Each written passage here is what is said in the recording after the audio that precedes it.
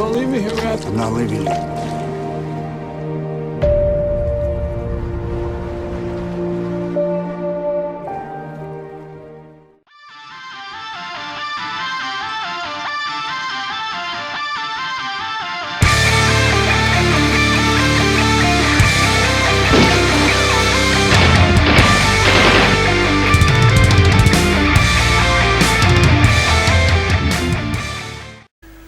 So we are talking about the movie, the USS Indianapolis, Men of Courage. This one directed by Mario Van Peebles and stars Nicolas Cage, Thomas Jane, James Remar and Tom Sizemore. Now this is based off a true story, and this happened at the tail end of World War II. And in case you're unfamiliar with the story, basically it involves a secret mission to deliver an atomic bomb at the tail end of the World War II. And there's a secret mission on this, the American warship, basically headed up by Captain McVeigh, played by Nicolas Cage. And on the way on the mission, they're attacked by a Japanese submarine, and ultimately the ship sinks. However, that's just the beginning of the horror, as we find out that obviously, as well as being attacked and then being stranded out in the ocean, they are attacked by hundreds of sharks, basically, and obviously a lot of the men are killed through the shark attacks and dehydration, etc. And then it also looks at the aftermath and what's happened to some of the characters after the event as well, obviously the survivors. So clearly based on obviously a true story, made famous actually by a monologue in the movie Jaws by the character Quint, who was actually a survivor of this actually event in the film, at least.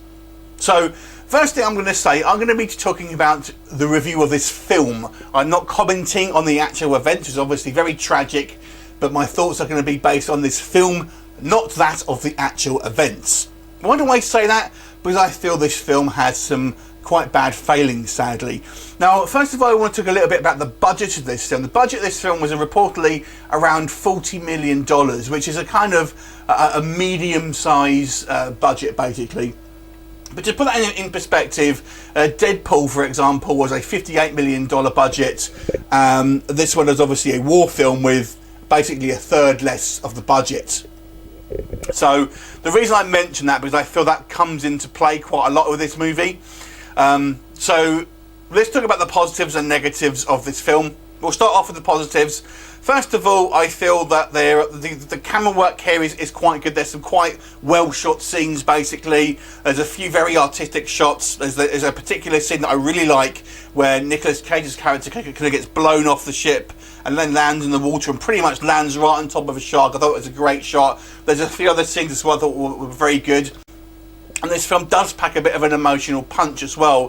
One of my favourite scenes actually in the movie was actually one of the quieter scenes where we have Nicolas Cage's character, Captain McVeigh, actually comes face to face in the kind of latter part of this movie with the commander of the Japanese ship, and they have a kind of an exchange. And I've got to say that was very well acted and a very kind of an emotional scene there.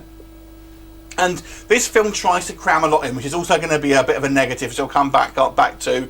But I feel that there are some kind of some exciting scenes. Obviously, it's a real life. It feels quite weird to say that, but nonetheless, there's some well staged action sort of sequences and kind of things that happen. Obviously, this film covers a lot of ground. It kind of goes at a fair old pace. It's about just over 2 hours long.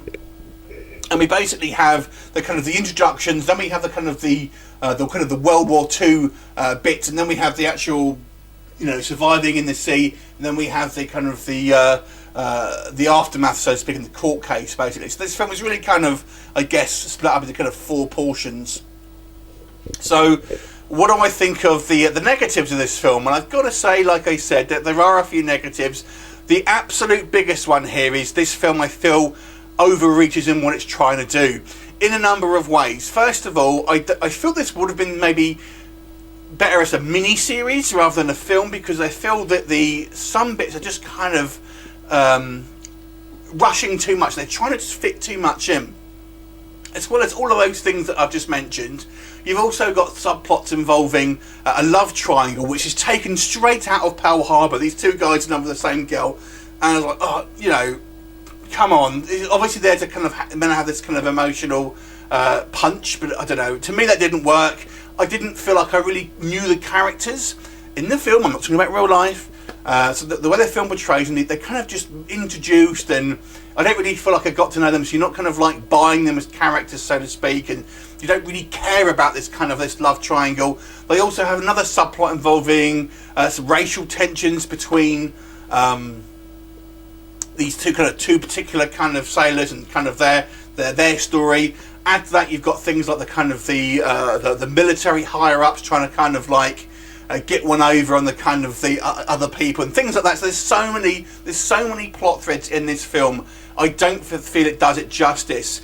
The only kind of section of the film which I feel is suitably paced is the kind of the scenes where we're in the water. But other sections of the film, the introductions, I didn't feel like I got to know the characters too much. The actual kind of the military stuff towards the beginning of the film, I feel that was kind of just went too quickly as well. And then the kind of the wrap up as well. I mean, that's only a small section, to be fair. I don't know. It was oddly paced, this film. Second thing I want to talk about, which is a bit of a negative, is the cast and the kind of acting as one. Nicolas Cage can be a variable actor. Sometimes he's fantastic. Obviously, you know, he's done some great performances, but obviously he's well documented for being somewhat crazy. I feel he's somewhat middle of the road here. He's not kind of doing one of his sort of more crazy performances, but at the same time, I don't feel he's kind of fully invested either. So he's kind of somewhat subdued and not exactly phoning it in, but I don't feel he's kind of too passionate about it, in my opinion. At least that's how it comes across on screen. Now, the rest of the cast, you have got a few recognisable names, but they're all kind of on the lower budget side. Tom Sizemore obviously pretty much can't get any work because of his personal situations. James Remar is a B-movie actor at best, and Thomas Jane is kind of inconsistent. So the remainder of the cast seems kind of low budget. The rest of the cast are pretty much unknown actors. So the acting as well is mishmash. Inexperienced actors. There's some rather on the nose dialogue as well, I've got to say. The thing I think the people will judge this film most on, though, is the special effects, because that is probably on the surface of it the most obvious criticism. There's CGI in this film, and there are some sequences that are okay, but there's a lot of sequences that are really poor, and I am talking sci-fi movie of the week level poor. There's some scenes involving sharks that are just unbelievably crap, especially when we actually have the actual attacks, when they're sort of just swimming around. And I believe they don't always use CGI. I think obviously they're using some footage of real sharks, and but there are scenes where we have the shark attacks. They look also very poor, and some CGI involving the kind of the military stuff as well, and the kind of the first section of the movie. Really poor, fake fire, things like that. Really, really poor CGI. And this is what again I mean. It's just kind of overreaching, unfortunately, and it's kind of being sort of sold as a kind of a big budget Pearl Harbor type movie, and it really isn't, to be honest with you. I feel this would have, like I said, it would have been better off as a mini series, or maybe pumped maybe 20 more million in it to have a kind of just a sort of touch up some of the acting, maybe a few better special effects. It's, I mean, obviously the actual story itself, it's a true story, and it's a tragic story, but it's obviously a very interesting one because so much happens in this basically, and the kind of the end result, which I won't go on into in case you don't know, because I didn't know, to be honest with you, about what happened, especially to the captain, is enthralling to watch, and at the same time very tragic.